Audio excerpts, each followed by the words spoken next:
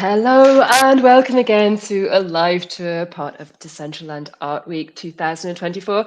This is our big day at Decentraland Art Week. We have got a huge program of talks and live tours for you to enjoy, parties. Everything is happening right now in the Decentraland virtual world. So if you can jump in, if you are seeing us right now across Decentraland Twitter, YouTube, LinkedIn, join us in World. We're currently at Decentraland Art Week Main Plaza at 6161 through decentraland.org. You don't need a headset. You can just jump in World and join us as we're about to start a pretty historic tour within Decentraland. We are going to be jumping in a moment's time to a gallery specifically built for Art Week 2024 at coordinate 6767. I'm going to be dropping it in the chat for you to jump along with us.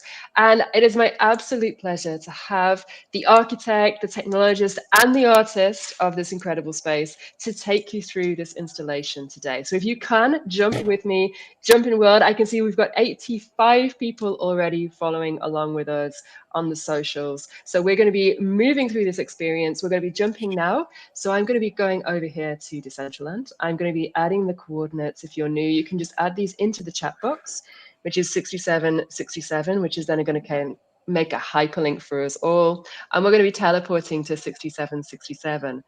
So, Leonardo, as we teleport, would you like to introduce yourself, and just talk about what is this project we're about to explore? Yes, I'm absolutely excited for this talk. So my name is Leonardo Marchesi. I'm an Italian architect, and I live in Portugal in a little town called Ribamar, nearby Ericeira, 30 minutes or half an hour, whatever, from Lisbon, like on the west coast. And so I'm an architect, so I design like buildings, right? And but for the last 3 years, I've been designing in the metaverse, and the very first ever metaverse that I designed in was the Decentraland. So I'm very happy, finally, like 3 years after, I'm actually being selected for the Art Week. And as soon as I saw the open call, I just had the idea of inviting Marzio and Luis to join me in this project, because I thought it would make so much sense to have a super amazing, talented virtual reality artist such as Marzio, and have Luis and his story. Luis is also a super friend of mine, so it's just, to me, makes super sense to create something that put together the three of us. So I thought of a labyrinth, and inside of the labyrinth you see some, we can call them pictures, but then Luis can talk about it later. And there are 12 of them, and then you have a series of Egyptian amulets, which all of them have a significant meaning. All of them have a different meaning. And so the gallery is a labyrinth, and it's called Mataha Gallery because Mataha, it's Arab from labyrinth, and it's inspired by the adventure of Louis de Cordier in Hawara, Egypt of 2008. So that's my introduction for you.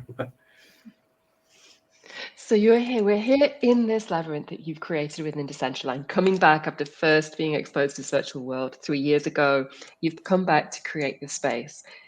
Can you tell us, who have we got with us today? Like, what is happening right now for anyone just joining us? We're in 6767. We're going to be exploring this together, but we have Luis and we have Marzio with us. Can you tell me, guys, like, how are you part of this project? So yes. Can I go or Luis? Absolutely. Yeah, go, Marzio. Yeah, nice. So I'm Marzio. I'm a virtual reality designer, and normally I'm building in Unity, and I meet Leonardo in Metaverse. But after our meet, we understood that we are so close than we think, because he was based in a place that is near my city. So it's crazy, the Metaverse. And why I enjoy this project. The first point was I saw the Leonardo architecture work, and I think it's beautiful. I like his style. And normally I'm working with professional architect, because I think that the metaverse need their knowledge, because we are using avatar, and we are moving around, but we need their knowledge. We need about the distribution. There is, I think, the metaverse can continue, what we are doing now and we did in the past. So it's just an evolution. So we need architect in the metaverse, and for this reason, I start to enjoy, because I saw also the Louis incredible experience, and it's something that is crazy for me. Louis, you are like Indiana Jones, something, something beautiful, and this is why I chose to join. And the last point is that for me, it's the first time in the Central, but I used the SDK 7. So when I started to use the SDK 7, I understood that in the Central there is no limits, a lot of possibility, because you can code whatever you want, you can do whatever you want. So I was very, very fast. I have no experience now with the SDK 7, but a little bit with C# code. So I think there is incredible potential, and this is the only one metaverse that is a real metaverse, where you can run, walk in a big world, and that's it. So no like spaces or whatever. So this is everything. So I think I'm done. Go, Louis. Oh, yeah, thanks. So my name is Louis de Cordier. My artist name is Costco, because it's more like a universal name, so that people in China and Russia now possibly can also pronounce it better than my French name. So in the past, I'm mostly was described like this kind of homo universalis, like this universal man who combines science and art, and that's what also led me to end up in Egypt. At the Labyrinth of Egypt. So before I was very into astronomy and electromagnetic radiations and building installations and using the sounds of the universe and these radio waves into art installations. And then suddenly came up this idea from maybe I can also look to the past. And then this whole enigmatic story of the Labyrinth of Egypt being this giant building lost in time, described by many ancient authors like Herodotus and Strabo, almost 2,500 years ago, that they said from, yes, we visited this labyrinth and it's there and it has thousands of rooms and it's bigger than anything that they ever had seen, even all the Greek buildings combined and so on. And so I thought from, we are now 100 years later since the last excavation by this famous famous archaeologist Flinders Petrie. And I thought, nothing had happened all these years. Petrie decided that there was nothing there, only ruins, and at the labyrinth was lost. But he never dug deeper than 5 meters. So I thought maybe the description of these ancient authors that the labyrinth had this giant roof or had and 2 floors, maybe he just discovered one of the floors and maybe a big part is still there. So then I organized this expedition, which was called the Mataha Expedition, to scan the sites. So for me, it was not about how to see really proving something or not. For me, it was about the artistic experience and watching and using technology to go back in time and see what's happening. But to my big surprise, the geophysicist, like a whole geophysics team of 16 persons who worked almost 3 months on it, they came back and they said, there is a huge amount of things still there, rooms and so on. Ever since, I'm working to trying to realize an excavation, but of course I'm just his artist, so means that it's pretty difficult. Certainly, you have to deal with lots of people, lots of archaeologists, lots of bureaucracies, and so on. And then when Leonardo came, and he came actually from his architectural point of view, combined with his huge interest in ancient Egypt, because he has this YouTube channel, the Egyptian Feeling. And then he said, yes, I want to push this project and do talks about it, and let it be known to the world. And so ever since we started working, and I'm also extremely interested in new technologies like the metaverse. And as an artist, I also see the huge potential of the metaverse, and projects like Decentraland for the future of art. Because today we have this classic way of showing art in art galleries, physical places where you go to. But of course, the world became so globalized, and you have art going on in America, China, Taiwan, Russia, all over the place. So I think that many people in the art world are not yet completely, how to say, aware of this huge possibility that offers the metaverse and project like the Decentraland. So that's why I'm here, and I'm showing these archeographics, which are artistically processed scan images of these scans that actually were done by the team of the Mataha Expedition. So, and that's it. So yeah. So to get this straight, you are essentially Indiana Jones, that you set off to find the lost Labyrinth of Egypt in 2008 in the deserts of Yes, Egypt. yes. Okay, Yes, yes. and you took this from texts previously of previous explorers that have said there was nothing there, but we only dug 5 meters down. And you said, actually, I want to scan this in more detail. I want to see what's under there. And you found something under there. Yes, yes. So actually, I organized a bigger geophysic expedition, the archeo-geophysical expedition ever done in Egypt, because normally it's very small. It's like 50 meters on 20, but this thing was like 8 football fields big. So they worked for over 3 months with 16 people. It's really huge compared to what normally be done, and it's not just GPR, because most archaeologists did use GPR. I actually used almost 10 different scanning technologies: magnetics, tomography, electroresistivity.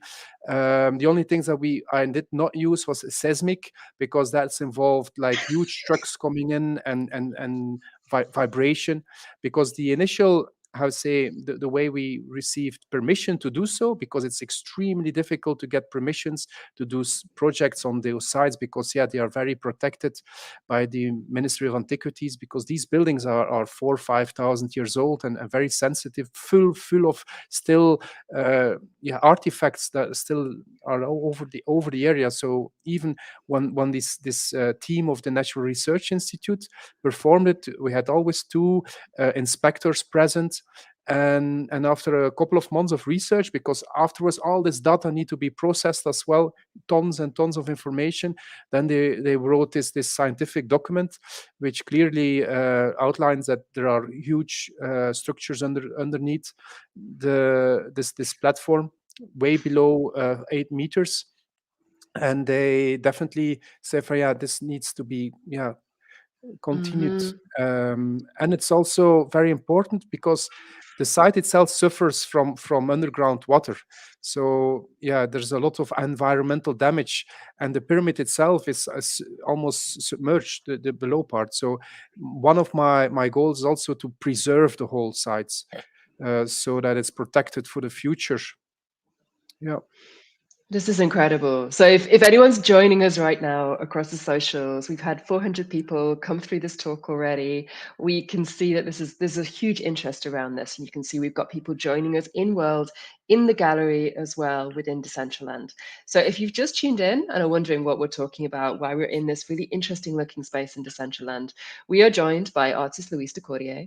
We are joined by architect Leonardo Marchesi, and also Marzio, I'm going to get this name wrong, I'm so sorry, Marzio Camasso. Excellent. Marzio Camasso, who is the technologist behind this build, they have come together in Decentraland in the metaverse to explore this Indiana Jones style real life expedition to the deserts of Egypt to try and find the lost labyrinth of Egypt. And we are going to be exploring this space to see what you found. Can you explain to us, Leonardo, Louis, what we're going to see as we start walking around this immersive space? And if you are listening to us right now, do join in. We're at 6767 in Decentraland. You can jump right in. You can see we're gathered here, just people coming in to start the tour as we speak. So, Leo, let's start walking. What are we going to see? Yeah. So there are a series of 12 scattered artworks, which we called the archaeographies. And the archaeographies are as Luis was mentioning, there are artistic reinterpretation of the real scans that the Mataha Expedition undertook in 2008. And so you can see, like, you looking at them, you're not gonna see, like, the labyrinth in itself, but the labyrinth is subtly there. Okay, so because the way it was scanned, it's not like you just scan like an object that is in the air. It's very difficult to actually see a clear picture of what's down there. Okay, so it's not that you're gonna see exactly like the walls and stuff, but what you can see, and maybe Luis will explain in a better way later, you can see anomalies. So for example, in this one here, it's quite homogeneous, like you don't see much differences, but if you keep going in other, like in the other pieces and in other artworks, you can start seeing some anomalies. So for example, you have the little yellow there in the middle of the green that sometimes it becomes red. And so there are 12 of them, and they began all green like you see them, but then during the journey, during the discovery of the actual gallery, at the end of the journey, you should see something more indicative of what's down there. And it's worth mentioning that, just to conclude, it's worth mentioning that we don't expect, at least I don't expect the underground floor of the labyrinth to still be fully intact. Okay, I expect down there to have some remains of some rooms, and but as Luis was saying, the whole area is flooded since the construction of the Aswan Dam. So this site, the reason why we are like working on this idea, me and Luis, is that the site needs preservation, and it needs not just preservation. It needs, you have to you have to take the water from the ground to to ventilate a little bit the whatever the remains are, and then you can actually claim an archaeologist discovery. Until you actually excavate, all we have are anomalies that geophysicists detected. So Luis, maybe you're better than me in explaining your archaeographies. Maybe, I don't know. Yeah, so they are definitely not just completely imaginary. So these are completely based on the real scans. So it's like you take a picture and then you start adding filters and trying to bring the best three-dimensional things out of it. So these things are created to deepen people's interest in the wonderful this ground mysteries that still are to be found in I'd say in Hawara. That's the location of the labyrinth, and in ancient Egypt as well. But the one of the biggest important things why so many, really millions of people watch little movies about the Labyrinth of Egypt, and every day there are still people making movies and doing interviews and so on about this labyrinth, is because there's so much to do about the ancient civilization, and definitely this kind of idea of a lost civilization that has survived the last ice age, which is 12,000 years ago. And many people relate this labyrinth to like a hall of records, like because the rooms are described by the ancient authors like Herodotus and so as full of hieroglyphs. So it's like a giant library that preserves the knowledge of mankind, but really deep in time, like going back all the way to Atlantis, and even on many I would say Egyptian temples, definitely the one at Edfu. And so there are descriptions of that Egypt was a heritage culture that survived the end of Atlantis, and that's also where all the book of the Timotheus conversation with Plato, of the Plato conversation, was about. That he talked with, it's like an interview between two people and an Egyptian priests that Plato recorded, and that goes about the link between Atlantis, this lost civilization that survived the last ice age 12,000 years ago, and the survivors of it that actually settled in Egypt. And so many people today relate the Labyrinth of Egypt as one of the most important, how to say, sites in Egypt, because up there you have these hundreds and hundreds, described by the ancient authors, rooms very deep down, which are highly possibly containing all this information. So it's about art, but also about history, science, and actually trying to ignite this wonder for these the grand mystery that's still possibly there. And that's what I also personally fascinated about, and that's what I try to how to say visualize in these archaeographics, to reveal these kind of mystic truths about our human past. And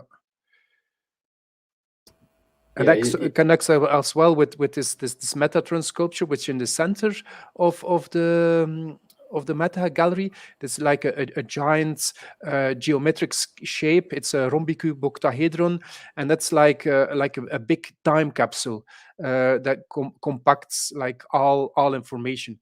Metatron is also named to this kind of how to say, almost angel, which was the scribe of the gods. So he actually noted all the archives of the universe. So that's how I came up with this Metatron sculpture, which exists actually in two copies.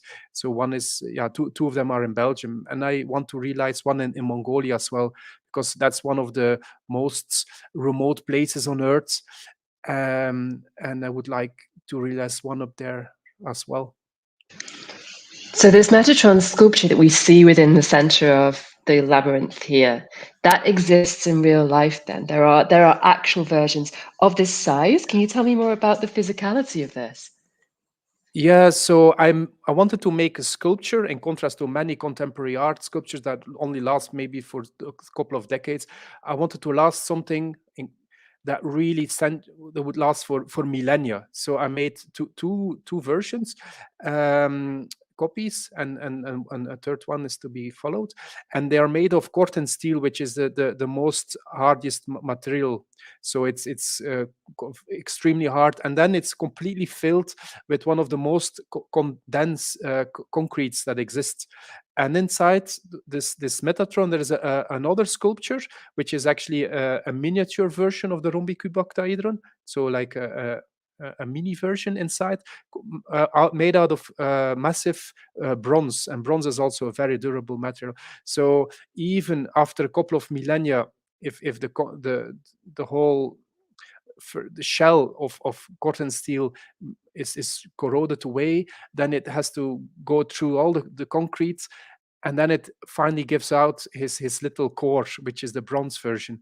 So then we are talking really millennia further in time, and this shape is actually a shape that indicates intelligence. So because you won't find this shape anywhere in the universe by coincidence. If you find this shape in the universe, it's an indication of intelligence, and that's what I wanted to communicate with it as well, with this shape. It's a proof.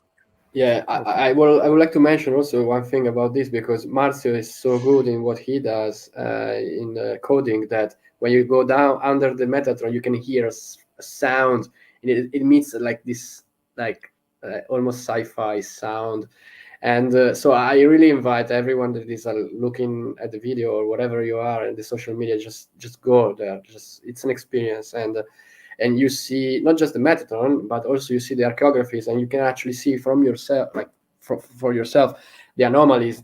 Because if you go like a little bit back where you came from, you can see now that the green now mixed with the yellow and the red on the archaeographies, right? So those are the anomalies down there, right? So when we talk about labyrinth, that's what we're talking about. We're talking about anomalies down there. And the geophysicist team from the University of Cairo, they claim, no, they don't claim, they just say, look, like down there are some granite, pieces of granite, right? If I'm not forgetting, if I remember well. And granite is something that Egyptian would have used just exclusively for example, the King's Chamber in the Great Pyramid, or some sculptures. Like, it's a super expensive material and very hard to work, and it's not naturally found there. It's not natural from there, from Hawara. So, I mean, I don't know how can they detect pieces of granite down there, but they did, right, Luis? Yeah, granite has its own resistivity, electric resistivity. And what you see on this image, for example, because now we cannot say from how, but the dimension of this, the little rooms there, these walls are around six meters thick, so that matches the underground of the pyramid as well. So you have blocks which are around, one of the biggest blocks ever found in Egypt is possibly this tomb of the Hawara pyramids, which is also built on top of the labyrinth site. That's so it's very specifically. So these dimensions are huge. These blocks weight really lots of kilos, tons, and it's like an insane amount of work to be able to realize this, because all these structures that you see, they are not, how to say, organically formed. These are indeed like, how to say, man-made structures with walls between 6 to 7 meters thick, which is compared to it's enormous. So it needs, of course, like a real geophysicist to completely explain the everything, because every color has its own resistivity. That means that the red ones are another material that might be related to diorite, which is even a harder material. So yeah, it's there's something definitely huge down there. We are doing everything in our own force to be able to realize and continue this project. And presentations as this one in the Decentraland Mataha Gallery are actually ways to bring out a story and possibly attract interest. So you have this incredible potential labyrinth underneath the desert in Egypt. It's flooded, it's completely full with water. And what you need is to jump through all these hoops to drain the labyrinth, and then to be able to explore and excavate and find out what actually is down there. Because you know that you have anomalies here. We can see it if you've just joined us. As you walk through this immersive installation, you can see the anomalies changing on the wall. The scans progress from green, predictable scans, all the way on to when you reach the central chamber of being these dotted with yellow, red, these anomalies, these things that shouldn't be down there, that they're man-made. And so anyone listening today, what's the next step? How can they get involved? How can they help this exploration and excavation effort? Yeah, it's also very important to tell. I'm one of the persons who is involved in bringing it about. But today there are many teams, American teams. Even now there's interest in Japanese people, Polish teams who are all working together to get this realized, because it's such a huge project. and it has a massive history. There are many people involved. So now you have this guy in New York City. He's preparing a documentary series about it. There are also YouTubers who are interested in doing, how to say, talks about it. But the next steps are, again, bringing the team together, and there are many people who wanting to join the team, and then get the permission. And that's always been, for so far, the biggest issue, to get proper permission, because also this site is very close to a very, how to say, high dense populated area. Almost 8 million people live in the Fayum, so it's also about security and political, how to say, issues, to be able to steer our way around these as well. And because it's such a huge project, it needs an enormous amount of preparation. But like I said, I'm not the only persons. There are many people involved in it, who are really dedicating their lives, and since the last 20 years also working on it to realize it, from all kinds of universities and organizations. So I'm one of the promoters, because I was involved from the very early start, and I have from 2007, 8. So if really people wanting to, how to say, bring this forward, they always can contact me, and I can bring them in contact with other persons, depending what kind of specialty they have, if they are more academics, or they are more related to present documentary makers, or even politically, or funders. They're always welcome to contact me, and I can bring them in contact with the right persons. Yeah, if you want to know more about this story, I just, not just to promote my YouTube channel, but it's just, I've done a couple of videos, and I have also done an interview like for 1 hour with Louis, explaining the whole story behind the Mataha Expedition, which it's actually a very long story. And so I invite, my ancient Egyptian channel is not called anymore Egyptian Feeling. It has my name now, and because I just changed the name like a couple of months ago. So just in case you're more curious or something, you can search my name and you find Louis de Cordier there and talking. Okay, so we Google Leonardo Marchesi. We find the YouTube channel. I'm going to find it here while we talk as well, to be able to share it in the comments below. So in exploring this build, then we've talked about the fact that we have this Metatron in the center, this deeply human-made installation that is never found anywhere else in nature. This shape, if we discover it, it means it's humanity here. And Luis, you were talking about the fact that these sculptures exist in reality with different layers that are going to stand the test of time, that people can try and empty and open these things, but it's going to take them some effort, and the kind of passage of time isn't going to destroy these sculptures. They're going to be there marking this sense of humanity at this moment. As we move underneath the Metatron in the installation, there is a image underneath.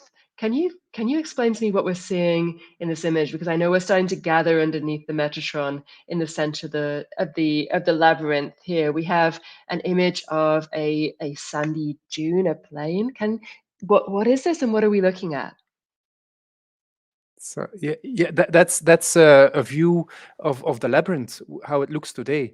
It's at the edge of the Fayum Oasis, and there is it's just like a giant plain of rubble, of stones, with here and there like some kind of antiquity piece sticking out, like an old column or even a sculpture, and that's the side that we scanned, and you're watching it from actually the pyramid itself. So the pyramid is standing there, and it overwatches this giant plain, which contains the mystery.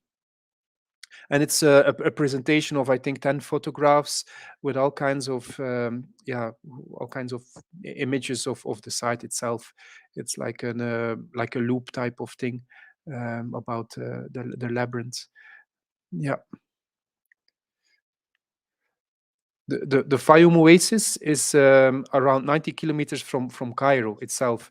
It was once like a very crucial trade point, and then the Fayum Oasis, it used to be like a giant lake that even Herodotus describes that it was like man-made or partially man-made, and it connected to the Nile. And it's one of the oldest places in Egypt, because in the past, before the Aswan Dam, the Nile always flooded every year, and the whole thing was completely flooded by mud. But the Fayum Oasis was they even had like two harvests every year, so it was like a paradise type of situation. And so they call it like the cradle of Egypt. So of course it contributes with the presence of the labyrinth that might be so old. Yeah.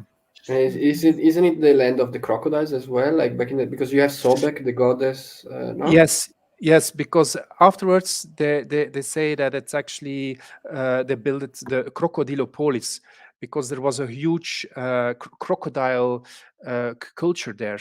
Yeah, it was connected to Sobek, the god of the reptiles, a warrior god, and that was also there was like a whole Sobek crocodile culture, and the labyrinth was also related to it, because some of these ancient authors describe also that in the undergrounds of the labyrinth, that's where the crocodile lives.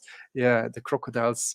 But it might also be because we also made like this collection of amulets, and we also created a crocodile amulet, because it existed in the past. Crocodiles were related to reptilian brain, to mastering of chaos, and a very powerful defense amulet. Yeah,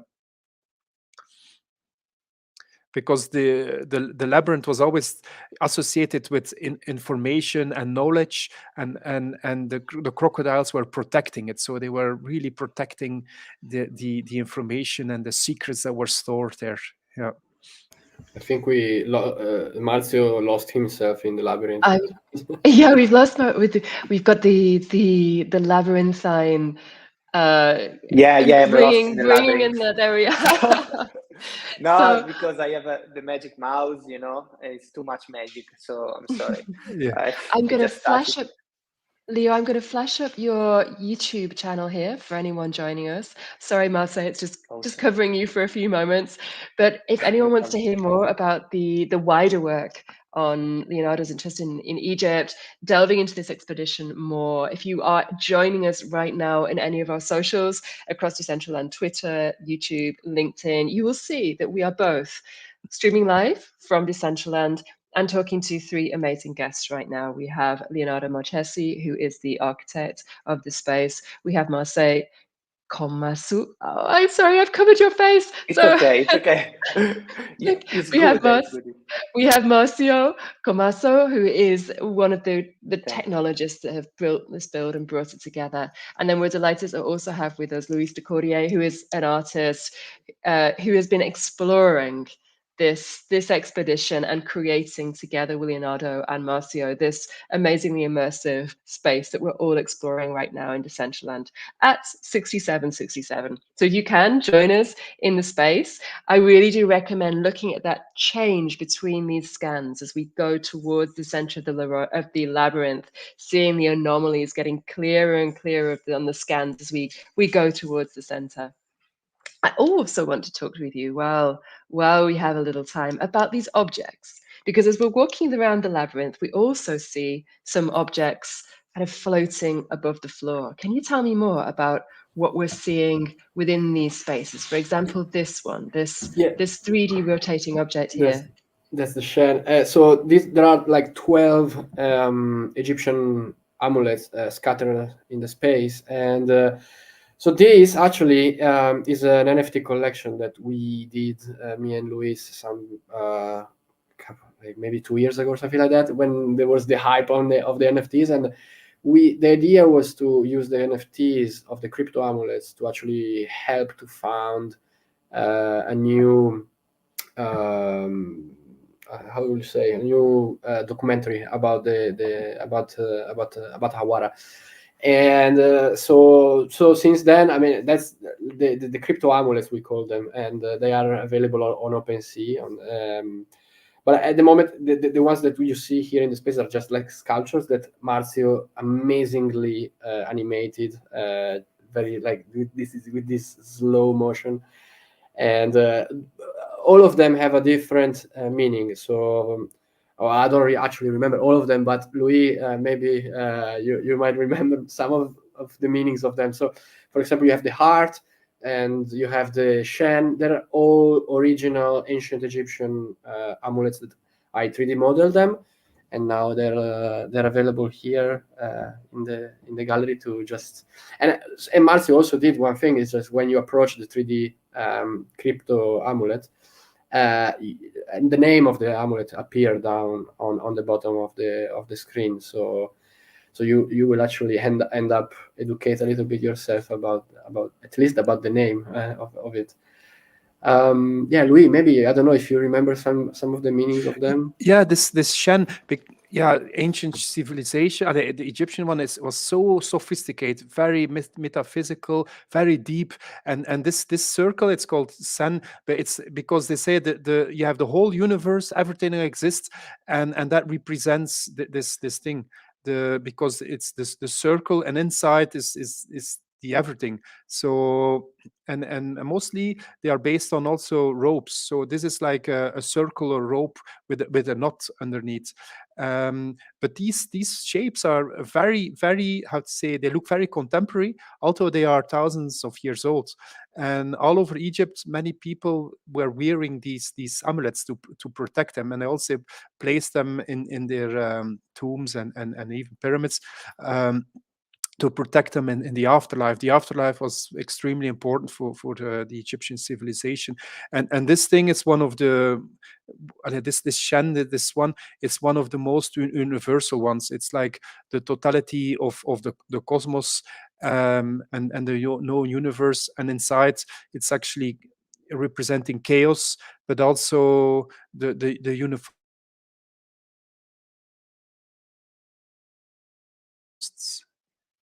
I'm here. Yeah. Okay. I'm here again. Yeah. So yeah, and every amulet, 12 of them, we selected the amulets out of like a whole collection of hundreds. So we selected actually the most, how to say, essential ones, the most pure ones, the most how to say, metaphysical ones, because they also related that to magic in Egypt. So if you were wearing such an amulet, it really could protect you. So and that's more or less the essence of these amulets. Yeah. How big would these amulets be in real life? So we see these amulets, yeah, on the wilds. They also exist as hieroglyphs, and people are wearing them very little to quite big. And then we have also representations in paintings. Sometimes they are like the size of a human, because we have also the jet amulet, which is sometimes depicting a human next. They might be 2 meters or bigger. So they can be any size actually. So they So are like, let's explore more. We've looked at yes, this amulet, and you said there's 12 within the gallery. yes, So if you are with me right now in Decentraland, we're at 6767. We're exploring this labyrinth about this 2008 ongoing expedition to explore, to excavate, to really dive into the lost labyrinth of Egypt. And we have these amulets dotted around the gallery. So I'm going to try and find some. And when we find them, can you tell me a little bit more about what we're seeing? So I think I'm retracing my steps here. And we have this amulet here, which seems to be Yeah, explain it you to me. tell What are me we looking what. at? No. yeah. This is actually a very special one, because you have a Set. Set is like a very dark god, which is like, yeah, the bad guy. But in a sense, he's also in ancient, yeah, Egyptian mythology. You have the god Ra, and they go around, how to see, the universe and the sun, and it's like a cyclical thing. But every night when they go through the darkness, the chaos, they have to fight this giant serpent, and that represents, how to say, yeah, the nothing, the chaos, and Set is the only one who can fight that beast. So and that is his stick. So with this stick, he can actually fight back the chaos. So therefore, Set is also the god of chaos, in the sense that he is not creating chaos, but he can actually fight it back. And this scepter, which below has like two little legs, it's also used still in Egypt to catch snakes. It's like a snake catcher, and the top is the like a installation, like a simplification of an aardvark, which is like a very special animal, which is very rugged, one of the hardiest animal that's around in Africa.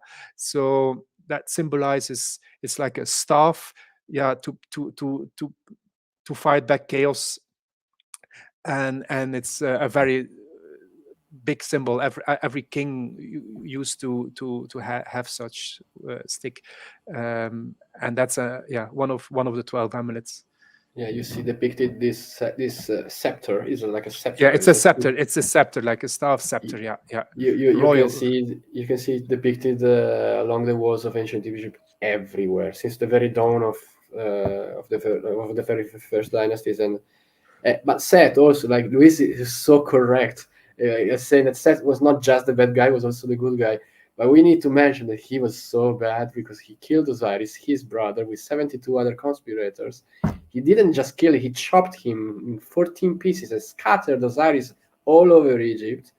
And then the whole story goes on with Isis getting back Osiris, getting magically pregnant, and giving birth to oh my god, I'm now forgetting the names. Horus, giving birth to Horus, that will actually fight back his uncle Set and restore peace to ancient Egypt. And isn't that the story of the Lion King?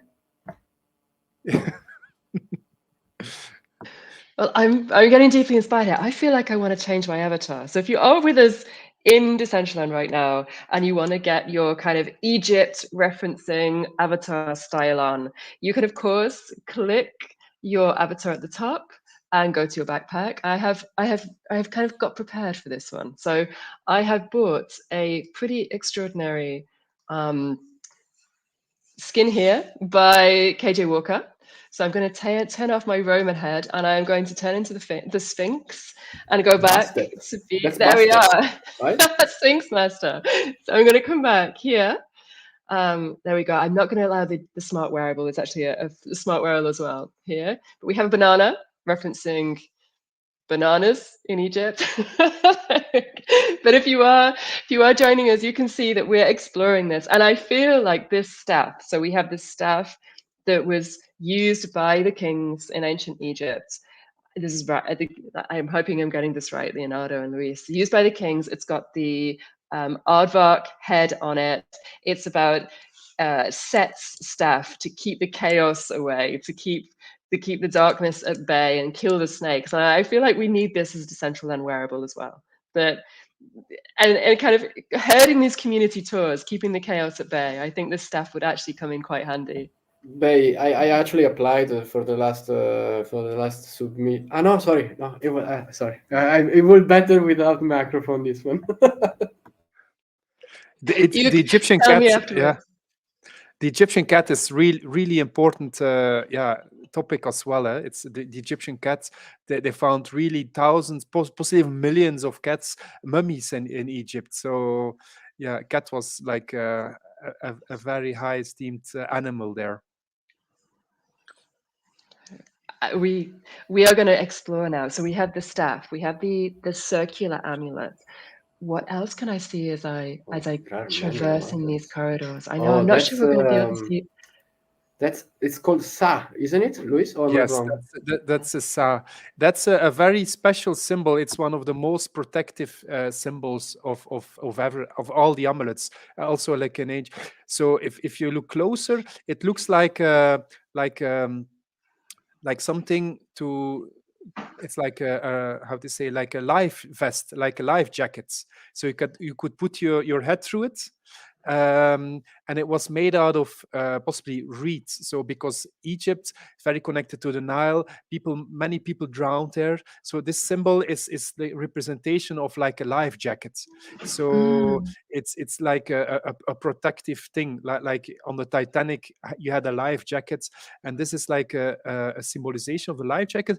Also, other people related to, because you have the Egyptian pharaohs. They used to be they call it the shepherd kings. So because they were shepherds, because they had many goats, animals, and they slept every night on another location, and this might also be that like their sleeping mat rolled up, and then they were wearing it around their body. So it's like the double function.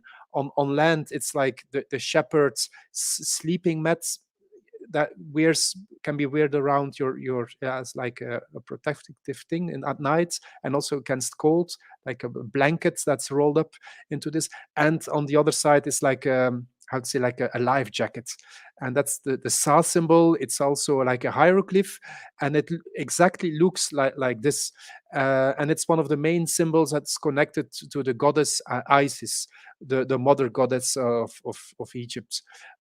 So the Sa symbol is very, very unique, and was weird as an amulet in very small copies, as one of the main protective symbols, especially for women who were pregnant, and the vulnerable. Yeah.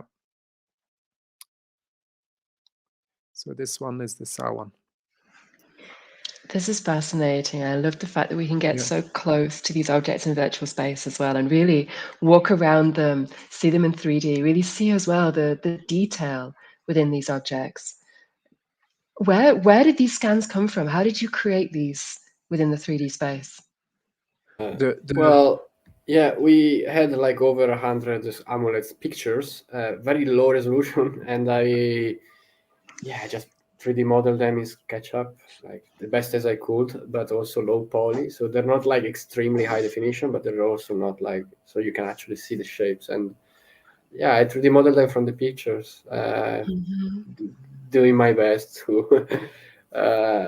Well, this one was actually the very first one that I did was Menat, and Menat, exactly. yeah, but I don't remember the meaning. You tell me. So the Menat is actually a counterweight. So you had in the front, people were wearing another amulet, and this was like the counterweight at the back. So it was weird at the back of people, and it's like a counterweight. But this one could also be put up upright. So, and then it looks like a keyhole. So Menat is a very mysterious symbol. It's so one side is the keyhole, so you can put like a key in it, and it's like a guarding symbol of knowledge, but it's also related to the female figure in ancient Egypt. So what I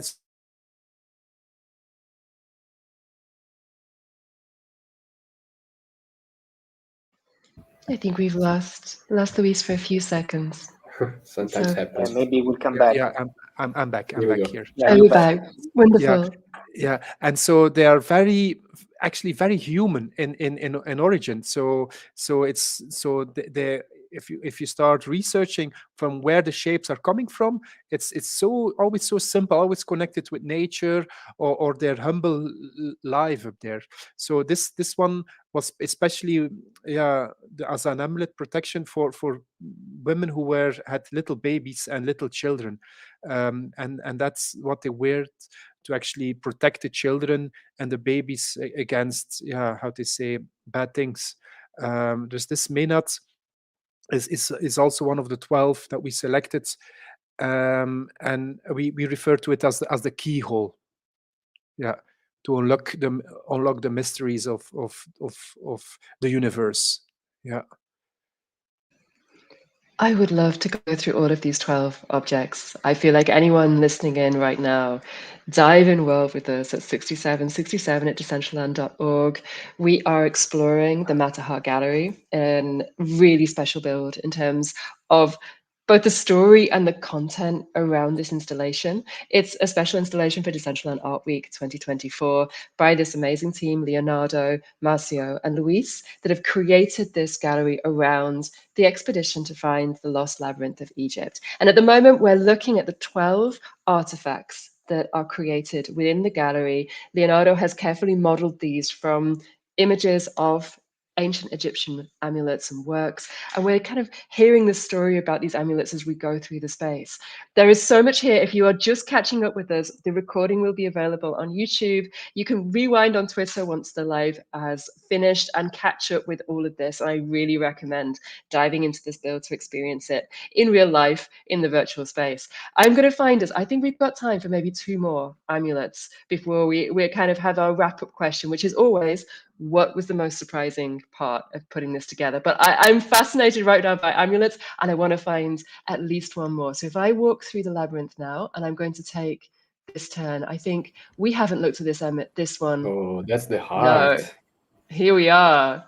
That's the heart. One thing is worth mentioning is also, Marzio, we were supposed to make like a quest, like with these amulets, right? And then we choose. But we choose actually not to do it because it will take away the protagonism of the artworks, right? Yeah, exactly, because we have to use the user interface, and we chose to change totally to leave the quest because people can feel the spirituality. Because when I built this environment with Leo, I feel a lot of spirituality and this kind of connection. And I think our builder, as builder, we have like a responsibility, to create something that people can feel, can explore, can find. Think if this project wasn't being the Decentraland, nobody can do, run inside the Mataha, know the story. So this is very, very, very important and beautiful. Also, we can tell story not only by movie, by showing movie or pictures only, but also with a virtual experience together. So it's very cool. And the heart, yeah, I mean, yeah, Marzio, talk about the art, not my art. This art, no, Marzio, complicated. I'm just then we will talk about the heart, but Marzio, your job here was essential, so it's like it's just your touch. And as soon as I met you like last year, I was like, I want to work with you, and I don't want to work with because I used to work on my own, like do my Unity things, but then it's like no. You're so I can say something more than a technologist. I can say something. Thanks, Leo. This is only the beginning because we start with this project right now, but this is only the beginning. We have a lot of futures also because there is the SDK 7, so this is only the beginning. Just know how to use better this tool and to give more experience to the user, to give our passion, and this kind of project is perfect. So yeah, it was a test between me and you to see how we work together, and we work smoothly. Yeah, and from a test it's become a case study because now this become a case study, guys. Yes. So yes.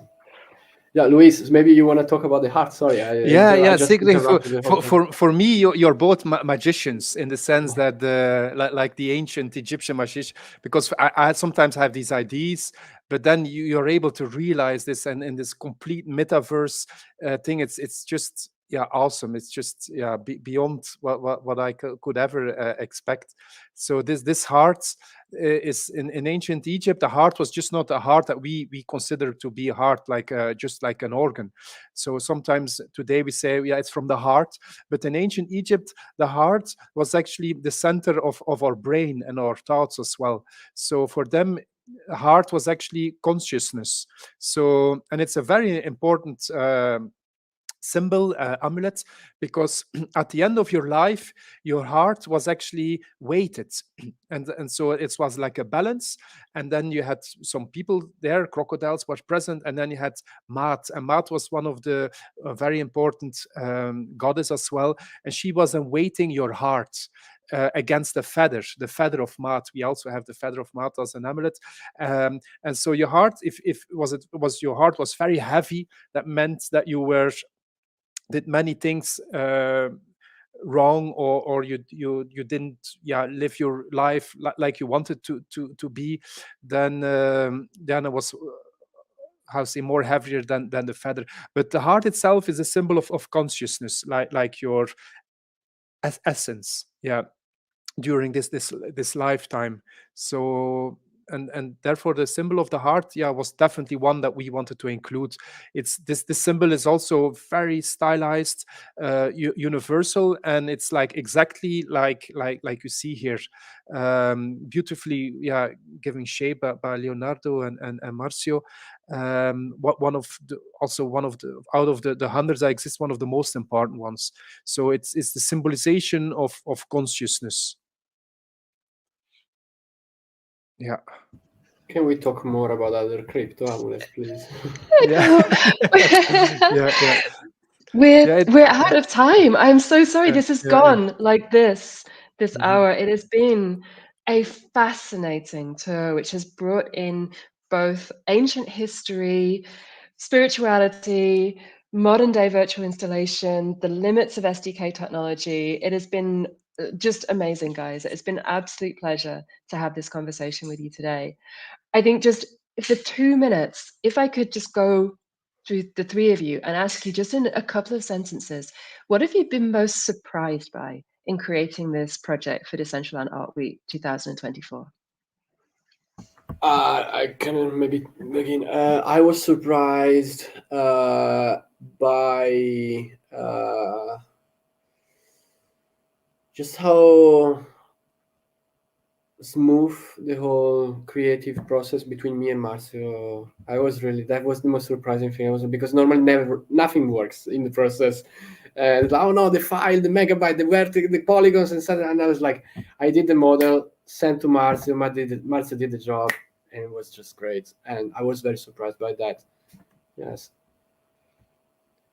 So it's super easy, you know. It's super easy to create something in Decentraland right now. So I was also surprised for this, because when I started, because I'm coming from Unity, you know. When I started, it was like, maybe I have to learn a lot.